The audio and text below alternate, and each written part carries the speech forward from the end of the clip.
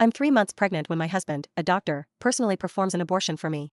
I can see the fetus in the trash can. Chuck Gross uses his doctor's coat to block Valerie Green's curious eyes. Don't look, Val. You'll get nightmares after the abortion. He throws a few tissues at me, looking icy.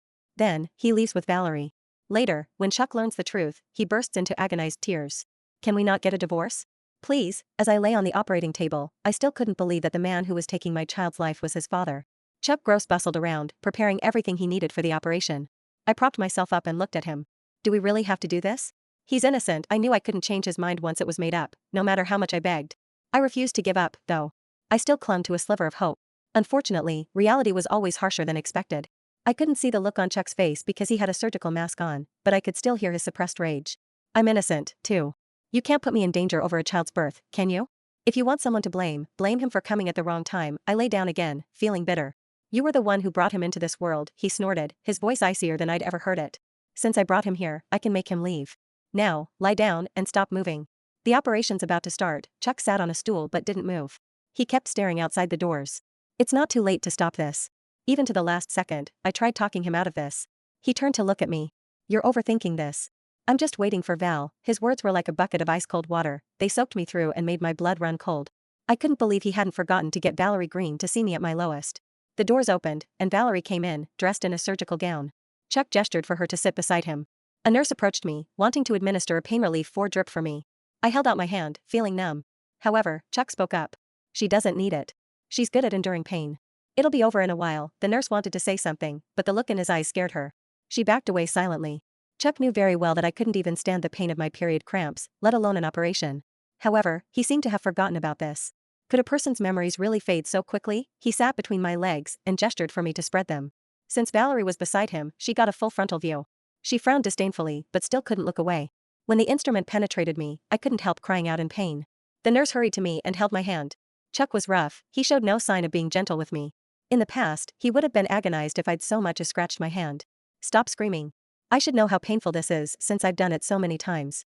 Why have I never realized how good you are at faking these things? The white lights on the ceiling blinded me, making my eyes water. I slowly shut them. I could feel the child leaving my body, but the pain in my heart had long surpassed that of my body. The lower half of my body was numb, but my heart still felt like it was being repeatedly stabbed. Chuck had killed his own child. He'd kept his word, he'd brought the child to this world, and he'd sent it away. Valerie was curious to see what the fetus looked like, so she got up to take a closer look. Chuck hurriedly blocked the trash can and said, Don't look, Val. You'll get nightmares. However, she started acting coquettish with him. Valerie said, Don't be like this, Chucky. I want to see. Show me, please. I'll only take one look, okay? The nurse gave her a contemptuous look before wiping the sweat from my brow. Ultimately, Chuck gave in and allowed Valerie to take one look. She only moved away after taking a look, appearing pleased. I didn't have the strength to get up, but Chuck merely threw a few tissues at me. I have something to attend to, so you clean up after yourself. After that, he and Valerie took off their surgical gowns and left the operating theater. The nurse gave me some painkillers and told me to rest for a while before leaving. When I left the operating theater, I saw that Chuck's office door was shut. I had no idea where he was. He didn't even bother sparing me a glance before leaving. I knew his so-called work was just an excuse for him to spend time with Valerie. I headed home and went to the kitchen to make some oatmeal. I only felt better after drinking it. I checked my phone to see that I didn't have any unread messages. Chuck hadn't bothered checking in with me, but I still called him. Are you coming home tonight, Chuck? I heard the carefree chatter and laughter on the other end of the line come to an abrupt stop. He said, I have another operation tonight. I won't be back. I'll sleep in my office. Don't bother bringing me anything to eat. Chuck hadn't gotten any better at lying.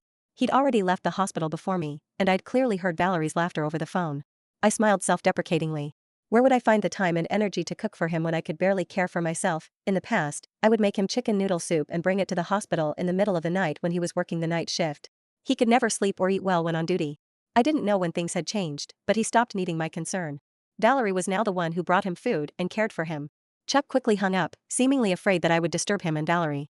I scrolled through social media to see that Valerie had shared a new photo. It was captioned, Thanks to a certain someone for carefully putting this candlelight dinner together. The photo was one of Valerie's selfies. She made the peace sign at the camera, and there wasn't anyone else in the photo with her.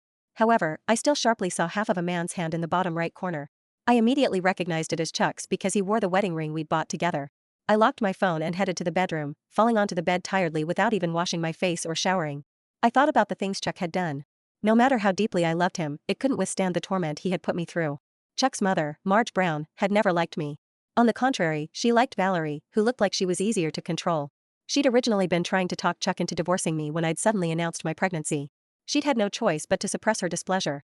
However, she called Chuck one day and told him she'd gone to a church to ask for a blessing. The pastor had told her that my baby couldn't be brought into this world because its fortune opposed Chuck's. If we were to insist on having the baby, Chuck would be in trouble. There was a chance it would be fatal. Chuck had been terrified upon hearing them.